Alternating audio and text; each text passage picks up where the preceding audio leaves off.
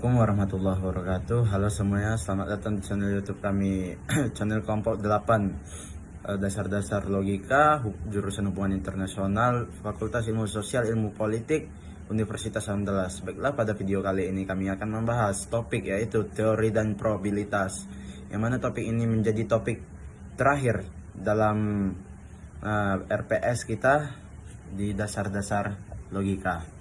Baiklah, saya Novel Adrian sebagai moderator kelompok 8 akan memberi kesempatan kepada pemateri kita yaitu Salsabila Afdal. Kepada Salsabila Afdal dipersilahkan.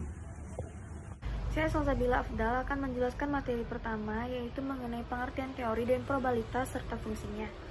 Pengertian teori yaitu adalah seperangkat proposisi yang sudah terintegrasi secara sintaksis. Sintaksis di sini yaitu mengikuti aturan tertentu yang dapat diamati dan dapat dihubungkan secara logis. Dan fungsi teori di sini adalah sebagai wahana untuk meramalkan dan menjelaskan fenomena yang akan terjadi. Lalu selanjutnya ada pengertian dari probabilitas. Probabilitas ini adalah suatu ukuran yang menyatakan suatu kejadian itu terjadi atau tidaknya, dan seberapa besar kemungkinan terjadinya kejadian tersebut. Jadi probabilitas ini bisa dikatakan sebagai kemungkinan terjadinya dalam kejadian-kejadian tersebut. Nah, manfaat dari probabilitas ini adalah dapat untuk membantu kita mengambil keputusan yang tepat. Karena di kehidupan ini tidak ada yang namanya kepastian, sehingga diperlukan untuk mengetahui seberapa persennya atau seberapa kemungkinannya suatu peristiwa akan terjadi. Baik, sekian, terima kasih. Perkenalkan, nama saya Anissa Rizkinia. Di sini saya akan menjelaskan tentang macam-macam teori. Yang pertama itu teori deduktif, yaitu menarik kesimpulan dari premis yang pasti. Yang kedua, teori induktif, menggeneralisasi pola dari observasi. Yang ketiga adalah teori probabilistik, yaitu menggunakan konsep probabilitas untuk memprediksi fenomena yang tidak pasti. Yang keempat, teori falsifikasi, menguji apakah teori dapat dibuktikan atau salah. Yang kedua, saya akan menjelaskan macam-macam probabilitas, yaitu probabilitas klasik, mengukur hasil yang mungkin dalam situasi tetap.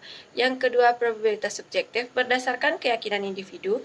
Yang ketiga, probabilitas kondisional, mengukur kemungkinan suatu peristiwa jika peristiwa lain sudah terjadi. Yang keempat, probabilitas bias, menggabungkan informasi baru untuk memperbarui probabilitas awal. Sekian, terima kasih. Materi selanjutnya adalah saya sendiri, yaitu menjelaskan tentang contoh teori dan probabilitas. Teori adalah penjelasan atau gagasan yang mencoba menjelaskan bagaimana sesuatu bekerja berdasarkan fakta atau data. Contoh dari teori dalam kehidupan sehari-hari ialah teori gravitasi, menjelaskan bahwa benda yang dilempar ke udara akan jatuh karena ada gaya tarik bumi. Dan selanjutnya ada teori evolusi, yang mana menjelaskan bagaimana makhluk hidup berkembang dan beradaptasi dari generasi ke generasi. Selanjutnya saya akan menjelaskan apa itu probabilitas. Probabilitas adalah ukuran seberapa besar kemungkinan suatu peristiwa terjadi. Contoh, jika kita melempar dadu, probabilitas untuk mendapatkan angka 3 adalah 1/6 karena ada 6 sisi pada dadu. Jika peluang hujan hari ini adalah dan contoh selanjutnya yaitu jika peluang hujan hari ini adalah 70%, itu berarti ada kemungkinan 70% bahwa hari ini hujan. Terima kasih. Perkenalkan, nama saya Latifah Fenersedia. Di sini saya akan melanjutkan menjelaskan tentang ilmu dan probabilitas. Probabilitas adalah alat yang penting dalam ilmu pengetahuan yang digunakan untuk memahami dan mengukur ketidakpastian dalam berbagai fenomena, baik di alam maupun dalam eksperimen ilmiah.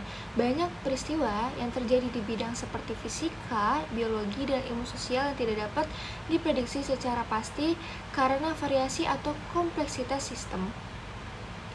Probabilitas memungkinkan ilmuwan untuk menganalisis data dan merumuskan prediksi meskipun hasilnya tidak selalu bersifat deterministik. Dalam eksperimen ilmiah, probabilitas sering digunakan untuk mengevaluasi peluang terjadinya suatu hasil tertentu, serta untuk melakukan pengujian hipotesis melalui pendekatan statistik. Dengan kata lain, probabilitas memberikan kerangka kerja yang memungkinkan ilmuwan untuk bekerja dengan data yang tidak pasti, membangun model matematis yang membuat keputusan yang lebih baik berdasarkan informasi yang tersedia. Sekian, terima kasih. Baik, di sini saya Albani, saya ingin menjelaskan mengenai apa itu pengujian hipotesis. Jadi, pengujian hipotesis itu merupakan metode pengambilan keputusan berdasarkan analisis data, baik dari percobaan yang terkontrol ataupun melalui observasi. Dalam statistik, sebuah hasil bisa dikatakan signifikan secara statistik bila kejadian tersebut hampir tidak mungkin disebabkan oleh faktor-faktor kebetulan. Jadi sesuai dengan batas probabilitas yang sudah ditentukan sebelumnya. Baik, selanjutnya itu ada prosedur-prosedur dalam membuat suatu hipotesis. Jadi yang pertama itu kita bisa melakukan observasi topik masalah. Jadi langkah pertama yang harus dilakukan adalah melakukan observasi topik masalah apa yang ingin kita angkat dalam penelitian kita. Lalu yang kedua itu ada membuat daftar permasalahan. Jadi setelah melakukan observasi, kita dapat menyusun semua masalah yang muncul selama observasi sebelumnya. Dan yang ketiga itu kita dapat memulai menulis hipotesis. Jadi setelah menulis apa saja daftar permasalahannya, kita bisa menulis hipotesis dengan mengenali dulu apa itu hipotesis nol dan hipotesis alternatif. Jadi hipotesis nol merupakan asumsi awal yang mengindikasikan tidak ada efek antara variabel. Sedangkan hipotesis alternatif merupakan hipotesis yang mengindikasikannya adanya efek dalam perbedaan variabel tersebut. Lalu yang terakhir itu kita bisa memastikan apakah hipotesis kita itu bisa diuji atau tidak. Jadi langkah terakhir dalam membuat hipotesis adalah kita bisa menguji apakah hipotesis kita itu bisa diuji atau tidak. Jika tidak bisa diuji, maka hipotesis tersebut tidak bisa kita lakukan untuk diteliti lebih lanjut lagi. Baik, terima kasih. Sekian dari saya.